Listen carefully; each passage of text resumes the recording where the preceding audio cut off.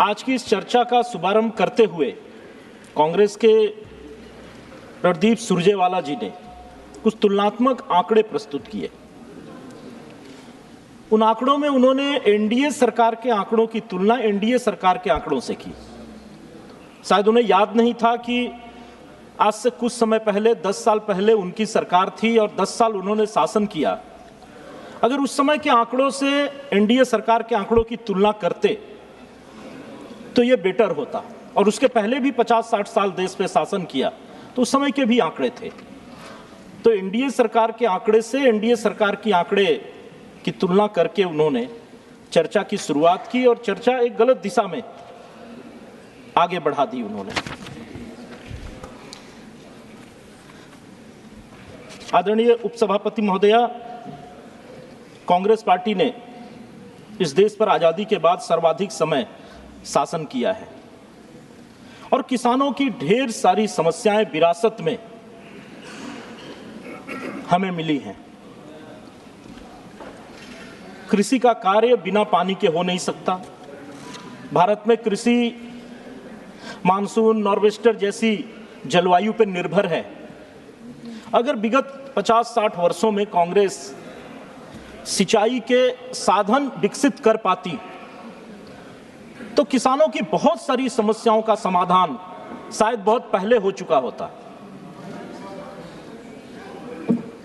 हमारे देश में किसानों की मुख्य समस्याएं जमीन के क्षेत्रफल की तुलना में उत्पादन का कम होना, मिट्टी में पोषक तत्वों की कमी, मिट्टी में किन पोषक तत्वों की कमी है उसकी जांच की व्यवस्था नहीं होना, कृषि उत्पादों का विपणन, भंडारण, ट्रांसपोर्टेशन, कृषि कार्यों में आधुनिक तकनीकी के प्रयोग का अभाव, ये सारी चीजें पिछले 50-60 वर्षों में कांग्रेस ने दी है और ये विरासत में ये समस्याएं हमें मिली हैं, जिसके समाधान का कार्य विगत 10 वर्षों से आदरणीय प्रधानमंत्री जी के नेतृत्व में भारतीय जनता पार्टी और एनडीए की सरकार ने करने का प्रयास किया है।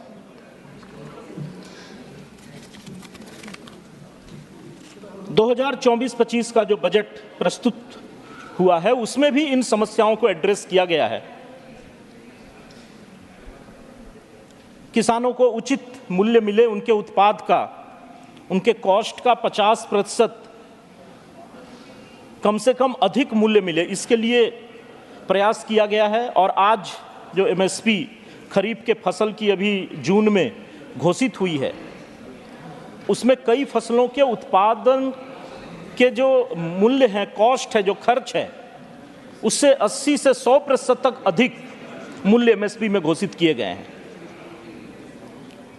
सरकार ने बजट में जिन 9 प्राथमिकताओं की बात कही है उसमें कृषि में उत्पादकता और अनुकूलनीयता की बात प्रथम स्थान पे की गई है और उसी के अनुकूल प्रावधान भी किए गए हैं।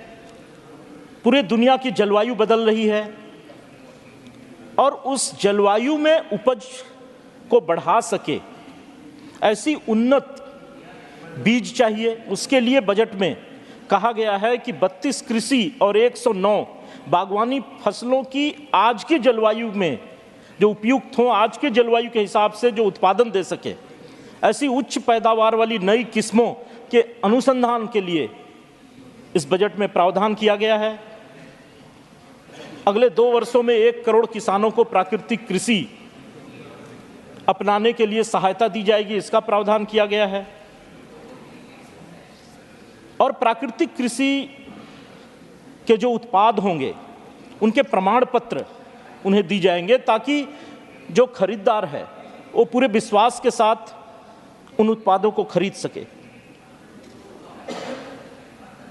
दाल और तिलहन के जो उत्पाद हैं इसमें देश आत्मनिर्भर बन सके, इस दिशा में भी बजट में बहुत सारे प्रावधान किए गए हैं।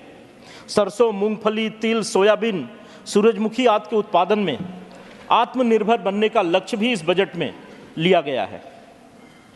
सब्जी उत्पादन की एक बहुत प्रमुख समस्या यह है कि उसका भंडारण और विपणन और उसका ट्रांसपोर्टेशन ये ठीक से न हो पाने के कारण किसान को अक्सर घाटा सहना पड़ता। अभी एक माननीय सदस्य कह रहे थे कि टमाटर को फेंकना पड़ता है किसानों को। ये इसलिए होता है कि भंडारण की उचित व्यवस्था हम इतने वर्षों में नहीं कर पाए, उनका विपणन ठीक से नहीं हुआ। इस दिशा में भी हमारी सरकार ने विगत 10 वर्षों में काफ़ी काम किया है। ई नाम पोर्टल के माध्यम से आज किसान सीधे उसका एक्सेस हुआ है देश भर के जितने भी कृषि बाजार हैं, जहां मांग है वहां वो अपने सामान को सीधे भेज सकता है और इससे बिचौलियों से उसे मुक्ति मिली है। बिचौलिए अक्सर किसानों को मिलने वाले लाभ का बड़ा हिस्सा खा जाते हैं और इस पोर्टल पे रजिस्टर्ड होकर के आज देश का किसान देश के किसी भी हिस्से में अपने उत्पाद को भेज सकता है। बहुत सारी बातें हैं कहने को, समय समाप्त हो रहा है। सुरजेवाला जी दिनकर जी की कविता पढ़ रहे थे। रामधारी सिंह दिनकर को आजकल कांग्रेस के लोग पढ़ने लगे हैं, ये देख के बहुत अच्छा लगता है। उन्होंने एक कविता पढ़ी थी, शायद वो इमरान प्रतापगढ़ी जी का असर है कांग्रेस के लोगों पे, आजकल कविता वगैरह पढ़ने लगे हैं। नामधारी जी की कविता पढ़ी थी उन्होंने, देवता कहीं सड़कों पर मिट्टी तोड़ रहे, देवता मिलेंगे खेतों में खलिहानों में। उसके आगे की पंक्तियां उन्होंने नहीं पढ़ी। फावड़े और हल राजदंड बनने को हैं। प्रधानमंत्री जी ने राजदंड लोकसभा में स्थापित किया है। फावड़े और हल राजदंड बनने को हैं, धूसरता सोने से श्रृंगार करती है। दो राह समय के रथ का घर घर नाद सुनो, दो राह समय के रथ का घर घर नाद सुनो, सिंहासन खाली करो कि जनता आती है। नामधारी जी ने लिखा था। और सुरजेवाला जी के जो नेता हैं, उनकी दादी जी उस समय की प्रधानमंत्री आदरणीय समाप्त करें इंदिरा गांधी जी को गद्दी खाली करनी पड़ी थी, ये भी याद रखना चाहिए। बहुत बहुत धन्यवाद। ऑनरेबल मेरा नाम नहीं आया तो